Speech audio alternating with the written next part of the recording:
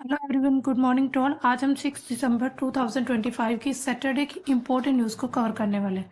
तो हमारा ये daily the Hindu news analysis का सेशन रहता है। इसमें हमारे जो मेजर सब्जेक्ट होते हैं, polity IR, history art and culture, economics, science and tech, environment and geography भी हमारा एक मेजर सब्जेक्ट है। इसके साथ ही यहाँ पर हम जो सेशन जब करते हैं तो इसमें आपको एक दिया जाता है क्वेश्चन ऑफ द डे। तो आपका कल का जो क्वेश्चन ऑफ द डे क्या था?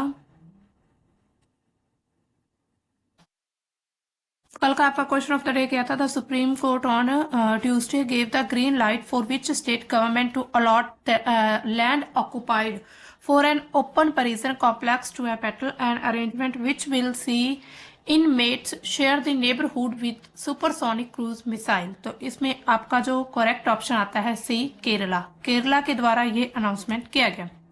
हमारी आज की फर्स्ट न्यूज हमारी आज की फर्स्ट न्यूज को हम करते हैं, शुरू करते हैं।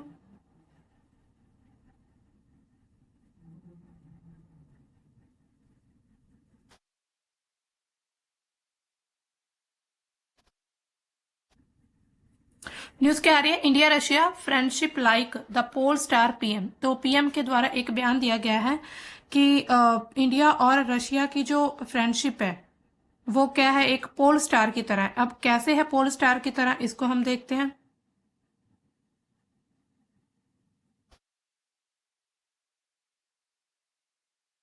अब देखिए, जो रशियन प्रेसिडेंट व्लादिमीर पुतिन है, who is on a 2 day India visit and Modi hold bilateral talks.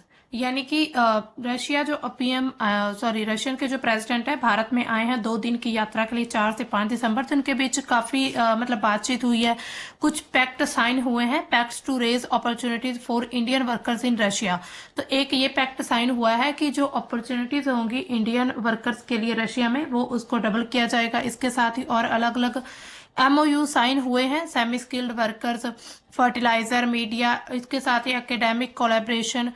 Modi ने क्या सिग्नल दिया है? Despite western opposition, energy ties to continue as a strong pillar of partnership. यानी कि दोनों की एक तरह से ये जो दोस्ती है ये एक स्ट्रॉन्ग पिलर की तरह काम करने वाली है। इसके साथ ही अगर हम यहाँ पर देखें तो जो 2 दिन की यात्रा थी उसमें उनका पूरा प्लान क्या था कि पहले दिन जो उन्होंने रिसीव किया है उनको वहां से, एक मिनट, हाँ चलिए, हाँ। अब देखिए अलग अलग लेवल पर क्या है ना, एक तरह से इनमें जो है 7 पैक्ट इनमें साइन हुए हैं। ठीक है, तो 7 पैक्ट कौन कौन से थे? इसमें एक रक्षा समझौता भी शामिल था, जो कि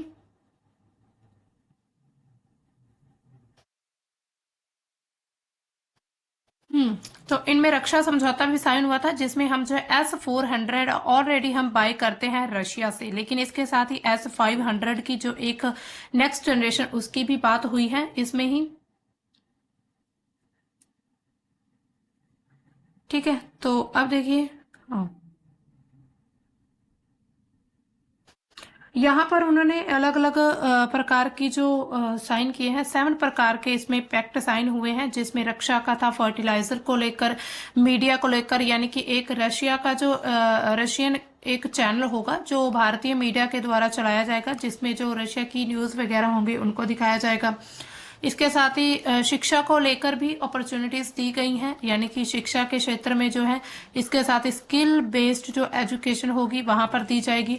जब भारत में जो एक तरह से जितने भी रक्षा के लिए वेपन होंगे तैयार होंगे उसमें जो है रशिया वो अपनी एक तरह से पूरी टेक्नोलॉजी ट्रांसफर करेगा इंडिया को। तो इसी तरह ये जो पैक्ट साइन हो रखे हैं, और इसमें अगर हम देखें दोस्ती की बात हुई है तो इससे क्या ना कुछ यूरोपियन कंट्रीज और उसके साथ ही जो और कंट्रीज आती हैं जिसमें जर्मन वगैरह हो गया, यूएस, इन सभी के द्वारा भारत पर ये प्रेशर बनाया जाता है कि वो रूस को ये मतलब रूस को एग्री करे कि वो यूक्रेन के साथ युद्ध को जो है समाप्त कर दे।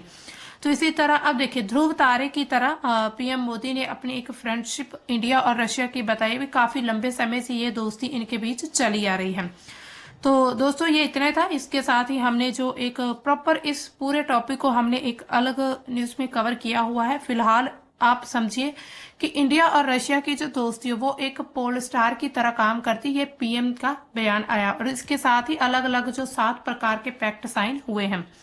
अब चलते हैं नेक्स्ट न्यूज की तरफ। न्यूज क्या आ रही है, cheaper loans likely as repo rate cut by 25 BP।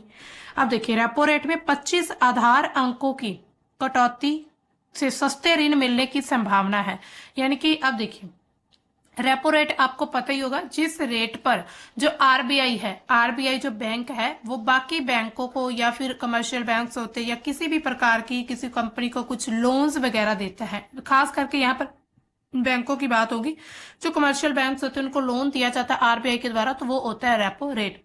तो रेपो रेट में 25 आधार अंकों की कटौती होने वाली है। इसकी वजह से भारतीय रिजर्व बैंक ने मौद्रिक नीति समिति, यानी कि एक समिति है मॉनेटरी पॉलिसी कमेटी, उसकी मौद्रिक नीति समिति ने सर्वसम्मति से नीतिगत जो रेपो दर है उसको तत्काल से 25 आधार अंक घटाकर 5.25% विद इमीडिएट इफेक्ट यानी कि करने का फैसला लिया। एक तरह से ये इमीडिएट इफेक्ट पर किया जा रहा है। यह निर्णय ऐसा समय आता है जब आंकड़े ये दर्शाते हैं कि भारत की जो अगर हम जीडीपी की बात करें, ग्रॉस डोमेस्टिक प्रोडक्ट ग्रोथ जो है वो वृद्धि जो है दूसरी तिमाही में बढ़कर 8.2% हो चुकी है। तो ऐसे में ये कहा जाता है कि हम रेपो रेट के जो बीपीएस है यानी कि एक तरह से आधार अंक जो है उनको हम कम करेंगे या फिर उसमें कटौती करेंगे। इसके साथ ही जो अभी 1.7% क्या हुई है, मुद्रास्फीति हो चुकी है घटकर कम होकर। इसके साथ ही आरबीआई के द्वारा जो निर्धारित मुद्रास्फीति थी वो 4% रखी गई थी, उसकी जो निचली सीमा है वो 2% उसको पार कर चुकी है। यानी कि 2% जो है उसको किया, मतलब एक तरह से पार कर चुकी है। आरबीआई के द्वारा टारगेट था 4% इन्फ्लेशन का। इन्फ्लेशन मुद्रास्फीति क्या होती है, एक तरह से आप सिंपल वर्ड्स में समझ सकते हैं कि रेट्स का बढ़ जाना। इसके साथ ही गवर्नर जो संजय मल्होत्रा उनके नेतृत्व वाली जो रेपो रेट है, नेतृत्व वाली जो एमपीसी यानी कि पॉलिसी, इसमें अलग अलग कमेटीज होती हैं, तो उनके द्वारा जो एक तरह से कमेटी है उनका क्या कहना है कि रेपो रेट में कुल मिलाकर 125 आधार अंकों की कटौती कर दी गई है। इसके साथ ही उन्होंने 11 दिसंबर को क्या कहा था 2024 में, उसका हवाला दिया है। उन्होंने कहा है कि उन्होंने कहा है कि 11 दिसंबर 2024 को आरबीआई का गवर्नर का उन्होंने ये पदभार संभाला है, जो ये संजय मल्होत्रा हैं। इस कटौती से जो उधार करता है और बचत करता है यानी कि जो बोरोवर्स एंड सेवर्स हैं उनके लिए ब्याज दर जो होगी वो कम हो जाएंगी। इसके बाद इस दर की कटौती के बाद तो तरलता समायोजन है यानी कि लिक्विडिटी एडजस्टमेंट फैसिलिटी है LAF, वो एडजस्ट हो जाएगी 5% तक। सीमांत स्थायी सुविधा जो एक marginal standing facility rate and the bank rate will be adjusted to 5.5% हो जाएंगे। और जो कमेटी है उसने क्या कहा है, डिसाइड किया कि continue with the neutral stand indicating rates में गो अप और रिड्यूस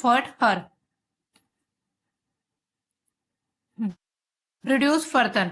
ठीक है, तो यहाँ पर उन्होंने क्या बात कही है कि सीमांत स्थायी सुविधा दर और बैंक दर को 5.5% तक रखा जाएगा। एमपीसी ने तटस्थ रुख अपनाए रखने का फैसला लिया, जिससे क्या संकेत मिलता है कि दरें और बढ़ सकती हैं या फिर कम हो सकती है, यानी कि एक तरह से न्यूट्रल रखने की बात हो रही है यहाँ पर। इसके साथ ही एमपीसी के जो निर्णय है उन पर राज्यपाल के बयान ने क्या कहा है कि एमपीसी ने एक नोट लिखा है कि हेडलाइन मुद्रास्फीति में उल्लेखनीय कमी आई है और ये पहले की तुलना में कम रहने की संभावना, यानी कि उन्होंने भी अपना बयान दिया कि मुद्रास्फीति में कमी देखी गई है। इसके साथ अगर हम जो भी दुर्लभ गोल्डीलॉक्स कॉल होते हैं, जो रेयर गोल्डीलॉक्स पीरियड होता है या फिर जोन होता है, उसमें अपने आरंभिक वक्तव्य में गवर्नर ने क्या कहा था शुरुआत में कि अक्टूबर नीति के बाद से जो भारतीय अर्थव्यवस्था उसमें सुधार देखा गया इंडियन इकोनॉमी में। तो सुधार कैसे हुआ, अर्थव्यवस्था में तेजी से अवस्फीति देखी गई है, मुद्रास्फीति अभूतपूर्व रूप से निम्न स्तर पर, यानी कि मुद्रास्फीति जो है एक तरह से हम बात करें इन्फ्लेशन की तो वो बहुत ही नीचे आ चुकी है। इसके बाद पहली बार लचीले मुद्रास्फीति लक्ष्यकरण को अपनाने से यानी कि FTT फ्लेक्सिबल इन्फ्लेशन टारगेटिंग को अपनाया है। उसमें जो है 2025-26 की जो दूसरी तिमाही है, यहाँ पर जो फाइनेंशियल ईयर है उसमें दूसरी तिमाही के लिए, एक तिमाही के लिए औसत मुद्रास्फीति 1.7% रही है, यानी कि मुद्रास्फीति की यहीं पर बात हो रही है। और अनुमान रहने का मतलब उन्होंने एक अनुमान लगाया। इसके साथ ही क्या कहा है, 5 दिसंबर को ये गिरकर अक्टूबर 2025 में सिर्फ 0.3% रह चुकी है। On the other hand with the real GDP growth accelerating the 8.2% in Q2 beyond by strong spending during the festive season, which was further facilitated by the rationalization of the goods and service tax rates। यानी कि जो त्योहार season है उसके दौरान जितने भी खर्च मजबूत हुए हैं, दूसरी तिमाही में वास्तविक कुल घरेलू उत्पाद जो है, सकल घरेलू उत्पाद, उसकी वृद्धि दर बढ़कर 8.2% हो चुकी है, जिससे वस्तुओं सेवाओं के युक्तिकरण को और ज्यादा बढ़ावा मिलेगा। इसके साथ ही अब देखिए इसका इफेक्ट क्या पड़ने वाला है, इसको थोड़ा देख लेते हैं। अगर मान लीजिए ये जो रेपो रेट है ये कम होती है तो इससे क्या होगा, बैंकों को लोन ज्यादा मिलेगा, मतलब वो लोन ज्यादा लेंगे खुद से, है ना, क्योंकि उनके पास ये होगा कि अब इंटरेस्ट कम है तो हम क्या करेंगे, लोन ज्यादा ले लेते हैं। फिर वो लोगों को ज्यादा एक तरह से लोन देंगे लोगों को, फिर जो पैसा है उसमें क्या होगा, वो मार्केट में बहुत ज्यादा, मतलब कि एक तरह से मार्केट में जो मनी का फ्लो है उसको बढ़ाना। मनी का फ्लो बढ़ेगा तो एक तरह से लिक्विडिटी भी यहीं पर आ जाएगी। ठीक है, तो इसी तरह ये पूरी मतलब एक चेन जुड़ी होती है रेपो रेट की वजह से। जो आरबीआई होता है रेपो रेट को कम करता है तो उससे लोन ज्यादा बैंकों के द्वारा लिया जाता है, कमर्शियल बैंक, फिर लोगों को ज्यादा लोन मिलता है, उससे क्या होता है, मार्केट में पैसा आता है। इसी तरह ये हम मतलब ये न्यूज थी। अब चलते हैं हमारे ये आज का एडिटोरियल। एडिटोरियल हमारा क्या कहता है, चिलीज लेसन फॉर इंडियंस कोल काउंटरम। भारत का कोयला समस्या के लिए चिली का एक सबक क्या है, यानी कि भारत की जो कोयले की समस्या है उसके लिए चिली से हम क्या कुछ सीख सकते हैं। तो सबसे पहले क्या बात कही गई है, जलवायु नवीकरणीय ऊर्जा में उल्लेखनीय प्रगति के बावजूद भारत नवंबर 2025 में जो है ब्राजील में आयोजित होने वाले COP30 के दौरान जो परिवर्तन प्रदर्शक सूचकांक जारी किया गया था, यानी कि जो एक इंडेक्स था climate change performance index release हुआ था, उसमें 13 स्थान पर गिरकर मतलब 13 स्थान गिरकर 23वें नंबर पर आ चुका है।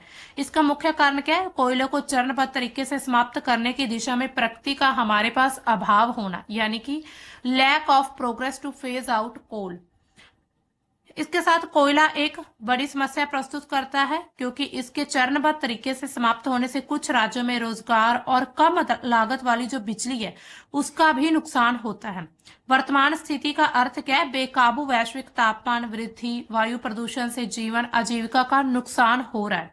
This trade off draws attention to Chile's experience in tackling it. ये समझौता जो है चिली के इस समस्या से निपटने की अनुभव की ओर ध्यान आकर्षित करता है, यानी कि चिली ने इस समस्या से किस प्रकार से निपटा था हम उससे सीख सकते हैं। सबसे पहले हम कंपैरिजन की, यहाँ पर उन्होंने बात की तुलना, अ कंपैरिजन। बड़ी भारतीय तस्वीर क्या है कि कोयला सभी ऊर्जा के जितने भी उद्योग हैं, ठीक है, उनके स्रोत के रूप में, यानी कि ऊर्जा के जो उपयोग के स्रोत में रूप में आधे से ज्यादा योगदान देता है। यानी कि कोल जो है आज हर एक इंडस्ट्री की नीड बन चुका है कोयला जो है भारत में। तो इसी तरह इस चीज को ध्यान में रखते हुए उन्होंने कहा है कि एक तरह से सोर्स की तरह ये काम कर रहा है लगभग आधे से ज्यादा उद्योगों में। इसके साथ ही जबकि नवीकरणीय जिसमें सौर आती है, यानी कि सोलर, विंड, हाइड्रो, न्यूक्लियर, सौर, पवन, जल, परमाणु, ये अभी भी इनका हिस्सा बहुत कम है। माइनॉरिटी शेयर ये रखते हैं एनर्जी के स्थान पर। साथ ही अच्छी खबर क्या है कि भारत ने 2021 से लेकर 25 के बीच स्वच्छ ऊर्जा क्षमता को और दुगुना कर दिया है।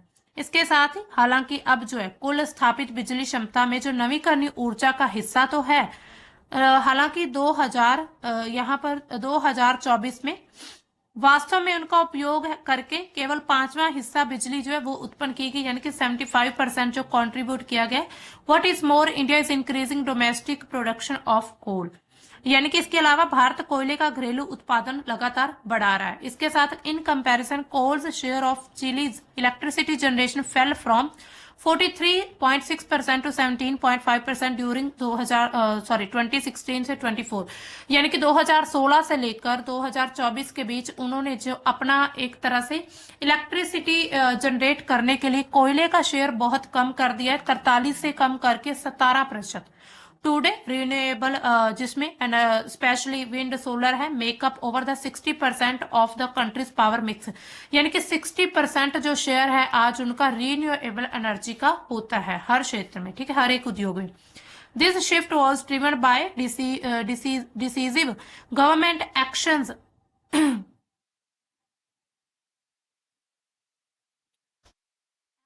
first by a 2014 tax of $5 a ton of carbon emissions. The government imposed stringent emissions standard on coal plants, raising construction and compliance costs by 30%। यानी कि यहाँ पर क्या बात की, ये बदलाव जो है निर्णायक सरकारी कदमों से, यानी कुछ ऐसी पॉलिसीज थी। सबसे पहले 2014 में कार्बन उत्सर्जन पर 55% तक टन का कर लगाया गया था। सरकार ने कोयला संयंत्रों पर बड़े उत्सर्जन मानक लागू कर दिए थे, कुछ स्टैंडर्ड तय किए। इसके साथ ही जिससे निर्माण अनुपालन की लागत जो वो 30% तक बढ़ चुकी थी।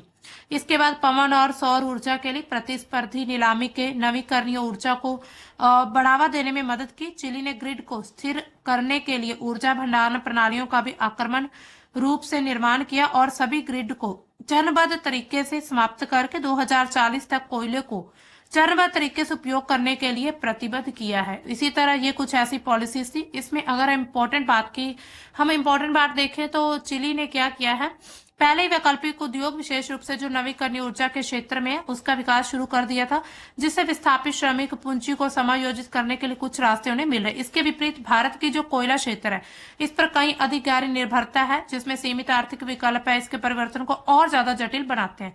इसमें जो हम बात करते हैं छत्तीसगढ़ की, ओडिशा, पश्चिम बंगाल, उनके कई जिलों को अचानक बंद होने से सामाजिक जोखिम का भी सामना करना पड़ रहा है। इसके अलावा डीकार्बोनाइजेशन पर हमें ध्यान देना होगा, फोकस करना होगा। इस सामाजिक परिस्थिति गणना को ध्यान में रखते हुए कार्बन उत्सर्जन में कमी लाने पर विशेष ध्यान देने की आवश्यकता है। इसके लिए सबसे पुराने और सबसे अधिक प्रदूषण फैलाने वाले जो संयंत्र हैं उनकी व्यवस्थित रूप से उन्हें हटाना होगा। नए कोयला संयंत्रों की स्वीकृतियों को रद्द करना होगा। इसके साथ ही टेरी ने क्या सुझाव दिया है कि भारत अपने शुद्ध शून्य जो कोयला उत्सर्जन है शुद्ध कोयला उत्पादन लक्ष्य को प्राप्त करने के लिए 2050 तक कोयला बिजली को पूरी तरह से समाप्त कर सकता है। तो ये कुछ सुझाव दिया गया है। इसके अलावा अगर हम बात करें वित्त का मुद्दा इसमें क्या बना हुआ है, तो द इश्यू ऑफ फाइनेंस का बहुत बड़ा इश्यू है। परिवर्तन के वित्त पोषण से सार्वजनिक निजी पूंजी से मिश्रित मॉडल से लाभ होगा, जहां पर सरकारी सहायता, सामुदायिक कल्याण और जो कार्यबल पुनर्कौशल उस सभी पर केंद्रित होना चाहिए। वहीं पर निजी निवेशक जो होंगे स्वच्छ ऊर्जा संरचना के आधार का जो विस्तार का नेतृत्व करेंगे। इसी तरह अगर हम देखें उच्च दाम को देखते हुए कोयले को चरणबद्ध तरीके से समाप्त करना एक सर्वोच्च राजनीतिक प्राथमिकता बन चुकी है, यानी कि एक तरह से प्रायोरिटी बन चुकी है। नवीकरणीय ऊर्जा के जो लाभ है वो बहुत जबरदस्त संभावना दिखाते हैं, लेकिन कोयले की जगह लेने के लिए एक योजना बनानी होगी। योजना के बिना इतना सब कुछ संभव नहीं हो पाएगा। सामाजिक सुरक्षा, बाजार सुधार, चिली जैसे जो समकक्ष उनसे सीखने के लिए हमें फाइनेंशियली हेल्प की भी जरूरत रहेगी। इसके साथ अब चलते हैं हमारी नेक्स्ट एंड आज की जो है लास्ट न्यूज। ये न्यूज आ रही है आरबीआई की तरफ से। तो आरबीआई जैसे कि आपको पता ही है, एक मिनट है,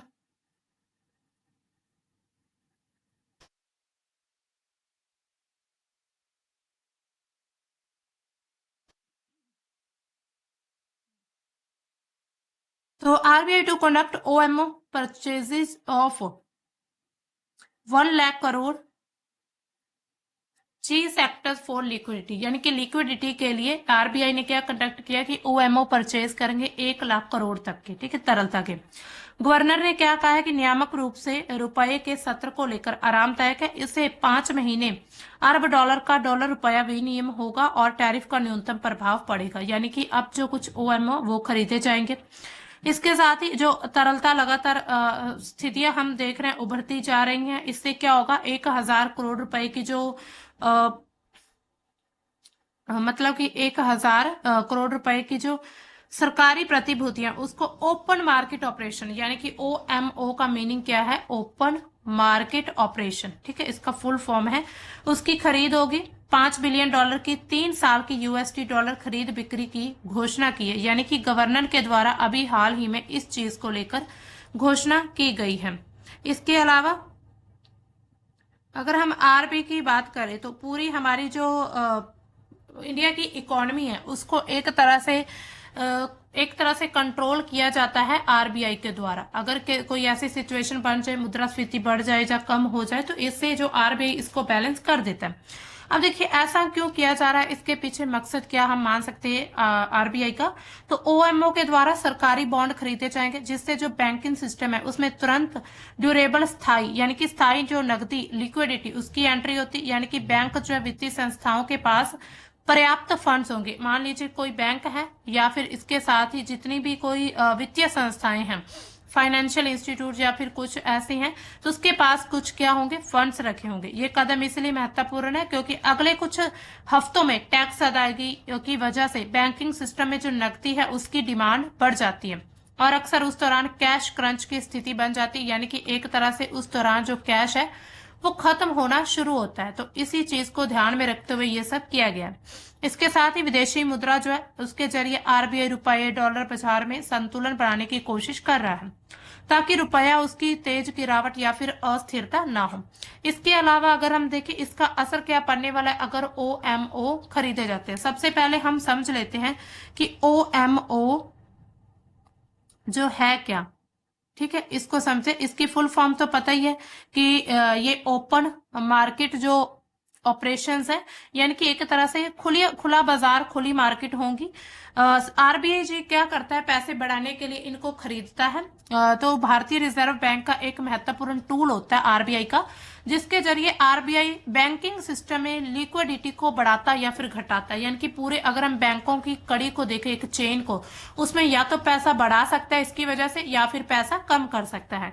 तो अब देखिए इसकी खरीद क्यों की जाती है, पैसे बढ़ाने के लिए। यानी कि आरबीआई की करता है क्या करता है, कुछ गवर्नमेंट बॉन्ड्स को खरीद लेता है, बदले में बैंकिंग सिस्टम को यानी कि बैंक्स को रुपए देता है।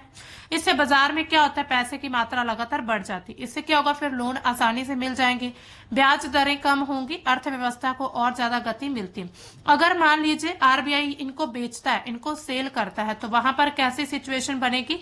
तो आरबीआई क्या करता है, गवर्नमेंट बॉन्ड को बेच देता है, बैंक बॉन्ड खरीदते हैं। यानी कि फिर बॉन्ड किसके द्वारा खरीदे जाते हैं, बैंकों के द्वारा, और आरबीआई को पैसे मिलते हैं। बाजार से फिर क्या होता है, पैसे निकल जाते हैं और महंगाई कंट्रोल करने में इससे मदद मिलती है। यानी कि जो महंगाई है उससे कम किया जाता है अगर आरबीआई जो ओएमओ को बेच देता है।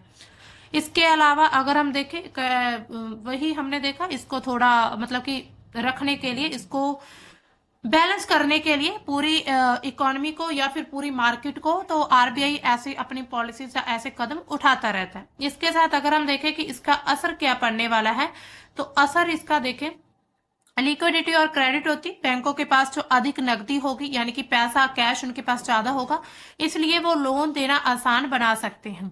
इससे home loan, auto loan, corporate loan, इन सभी की उपलब्धता और ज्यादा किफायती हो जाती है। इसके साथ ही क्रेडिट ग्रोथ होती है, उधार या फिर उधारी को बढ़ावा मिलता है, जिससे व्यापार निवेश को भी बढ़ावा मिलता है। बॉन्ड जो होता है फिक्स्ड इनकम मार्केट होती है, यानी कि सरकारी बॉन्ड की यील्ड पर सकारात्मक असर हो सकता है, यील्ड थोड़ा नीचे आ सकता है, जिससे बॉन्ड से होता है सस्ते निवेश के रूप में काम कर सकते हैं। मुद्रा का वित्तीय बाजार स्थिरता किया जाता है, इसके साथ मतलब मुद्रा और जो वित्तीय बाजार होती है उसको स्टेबल करते हैं ये बॉन्ड। डॉलर रुपया स्वैप से विदेशी मुद्रा की मांग पूर्ति में संतुलन बनाने की उम्मीद होती है। इससे रुपये की तेज गिरावट, अत्यधिक उतार चढ़ाव या फिर मुद्रा संकट की संभावना कम हो सकती है। यानी कि इन सभी की जो संभावना है वो कम रहती है। कुल मिलाकर इकोनॉमी को नरम कमाई प्लस स्थिर मुद्रा, आसान क्रेडिट जैसी जो स्थिति वैसी मिल सकती है, जिससे ग्रोथ को बल मिलेगा, खास करके उस समय जब महंगाई जो नियंत्रण में होती है। ये क्यों बड़ा है और महत्वपूर्ण है, ओएमओ क्या होता है, रेयर मौकों में से एक है जब आरबीआई ने बहुत बड़ी मात्रा सिस्टमिक लिक्विडिटी के लिए अलॉट कर दी हो, यानी कि एक बहुत बड़ी मात्रा आरबीआई के द्वारा अलॉट कर दी जाती है, उस समय ये काम आते हैं। तो अब देखिए इसका मतलब अगर हम आम लोगों की बात करें तो आम पर्सन के लिए इसका मतलब क्या हो सकता है। आम लोगों के लिए जैसे कुछ जैसे जन हम लोग, आप जैसे और हमारे जैसों के लिए, अगर हमने मान लीजिए किसी ने भी, आपने या हमने home loan, car loan, personal loan आदि लेने की अगर योजना बनाई है, तो बैंकिंग सिस्टम में अब जो है लिक्विडिटी आ चुकी है, इसलिए कर्ज लेना जो है, लोन लेना और आसान हो सकता है। निवेश करने वाले जिसमें म्यूचुअल फंड्स आते हैं, बॉन्ड निवेशक या फिर फिक्स्ड इनकम जो इन्वेस्टर्स होते हैं उनके लिए गवर्नमेंट बॉन्ड और जो अन्य विकल्प होते हैं यानी कि इन्वेस्ट करने के जितने भी ऑप्शंस होते हैं उन पर अधिक स्थिर और ज्यादा आकर्षक बन सकते हैं। अर्थव्यवस्था में अगर मान लीजिए लिक्विडिटी बढ़ती है, इसमें फिर क्या होगा, कारोबार, रोजगार, क्रेडिट विस्तार, इन सभी चीजों को क्या होता है, बढ़ावा मिलता है, जो कि आम लोगों की आमदनी, खर्च, रोजगार आदि शक्ति के लिए अच्छा हो सकता है। ठीक है, तो ये था आज का हमारा ये द हिंदू का पूरा सेशन। तो आज आपके लिए क्वेश्चन क्या है, which bank among the following is over the greatest amount for fugitive economic offenders FEOs। तो bank of Baroda, bank of India, state bank of India, Punjab national bank. इसका जो करेक्ट ऑप्शन आपने कमेंट सेक्शन में बताना है। तो मिलते हैं दोस्तों हम अपने कल के द हिंदू के सेशन में, तब तक के लिए बाय, थैंक्स फॉर वॉचिंग।